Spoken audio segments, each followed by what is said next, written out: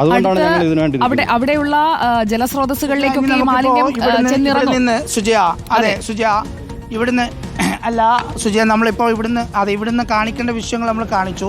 ഇവിടെ നിൽക്കുന്നത് കൊണ്ടാണല്ലോ ചിലർക്ക് തടസ്സം. നമുക്കിനി ഇവിടെ പുറത്തെ വീടുകളിലേക്ക് പോവാം.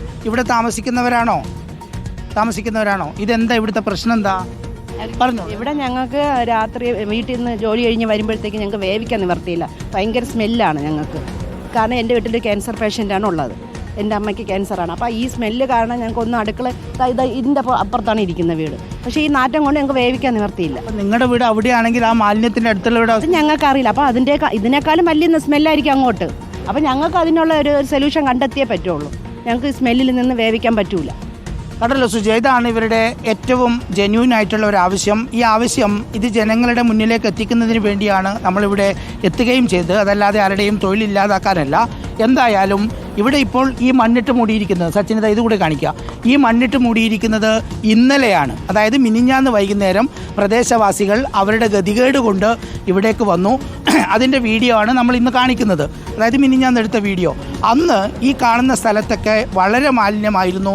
ഇത്തരം ഒരു സ്ഥാപനം വളരെ നല്ല രീതിയിൽ മാലിന്യ സംസ്കരണത്തിനുള്ള എല്ലാ സംവിധാനങ്ങളോടും കൂടി പ്രവർത്തിക്കേണ്ട ഒരു സ്ഥാപനമാണ് ഈ രീതിയിൽ പ്രവർത്തിച്ചത് എന്നുള്ളതാണ് ഇതിൻ്റെ ഏറ്റവും പ്രധാനപ്പെട്ട കാര്യം. നമുക്ക് ഇനിയൊരു കാര്യം ചെയ്യണം. നമുക്ക് ഇവിടെയുള്ള പ്രദേശവാസികളുടെ അടുത്തേക്ക് കൂടി പോകണം. ഇവിടെയാണ് ഇവരുടെ ഭക്ഷണശാല പ്രവർത്തിക്കുകയും ചെയ്യുന്നത്.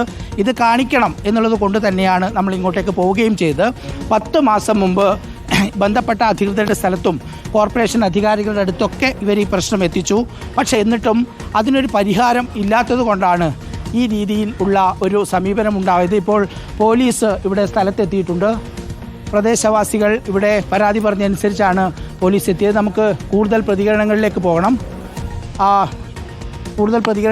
പോകാം സുജി. അതായത് ഇവിടെ പ്രദേശവാസികളുടെ അവിടെ എത്ര പേർ 20ഓളം കുടുംബങ്ങളെങ്കിലും താമസിക്കുന്നുണ്ടാവില്ലേ പ്രസാദ്? 20 പോരാ സുജിയ. നമ്മൾ 20 എന്നുള്ളത് ആദ്യം കിട്ടിയ ഒരു വിവരം അനുസരിച്ച് പറഞ്ഞതാണ്. നമ്മൾ ഏതാണ്ട് എണ്ണി നോക്കുമ്പോഴേക്ക് ഏതാണ്ട് 30-35 വീടുകൾ ഇതിനോട് ചേർന്ന് തന്നെയുണ്ട്. ഇത് കൂടാതെ ഇതിൻ്റെ ഭാഗത്ത് നിൽക്കുന്ന വീടുകളിലും ഇതുമായി ബന്ധപ്പെട്ട് വലിയ ബുദ്ധിമുട്ടുകളാണ് എന്നുള്ളതാണ് മനസ്സിലാക്കാൻ കഴിഞ്ഞത്. ഇവിടെ നമുക്ക് ഇതിനോട് ചേർന്നുള്ള വീടുകളിലേക്ക് നമുക്ക് പോകണം. എന്നാൽ മാത്രമേ ഇതിൻ്റെ കാര്യങ്ങൾ അറിയാൻ പറ്റൂ. നിങ്ങളിവിടെ താമസിക്കുന്നതാണോ? ഇവിടുത്തെ ബുദ്ധിമുട്ടുകളെ കുറിച്ച് അറിയാവോ? ഈ ഒരു മാലിന്യ പ്രശ്നത്തിനെ കുറിച്ച് അറിയാമോ? ആദ്യം നല്ല സ്മെല്ലുണ്ടായിരുന്നു. ഇപ്പോൾ 2-3 ദിവസം കൊണ്ട് കുഴപ്പമില്ല. ഒരു 2 ദിവസമായിട്ട് ഒരു കുഴപ്പമില്ല.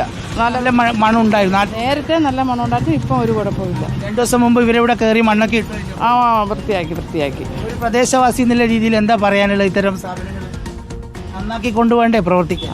ഓക്കെ, അതാണ് നല്ലത്. നാട്ടുകാർക്ക് ബുദ്ധിമുട്ടുണ്ടാവുന്ന രീതിയിൽ ആവാൻ പാടില്ലല്ലോ അല്ലേ? അതെ.